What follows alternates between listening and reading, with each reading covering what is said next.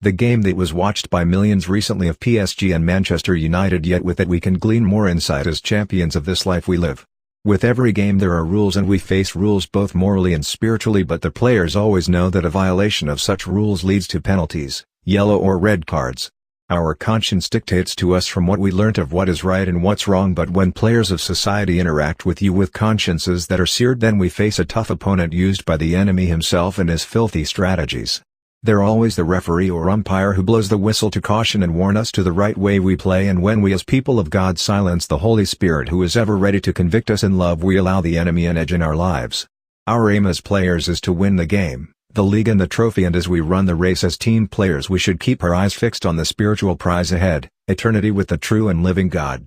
When one decides to dribble the ball alone and go to the goal, it works well, but we have greater playing technique as we pass the ball around from player to player, making sure that each man we interact with is fit enough to carry to the goal we all desire as a team. This is what Jesus spoke of when he said, "May they be one as you and I are one." Work as a team and not an island filled with pride and your own wisdom.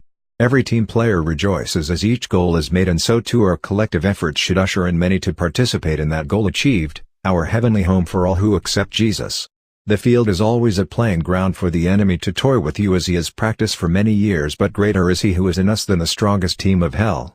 While the players play, there are people who watch and comment both negatively and positively. Do the players then stop at the negative comments thrown at them? No, they persevere, and so should we, as the world condemns, isolates and belittles us for playing according to the rules of our heavenly coach Jesus.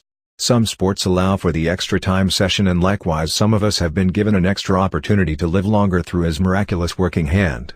The final whistle is always on the players' minds, and as believers we know the last trumpet call will usher in the end of this world and the new beginning with our Messiah King Jesus. You have been selected and handpicked to play in this game of life, and how you play it is important. Choose the right team to play on.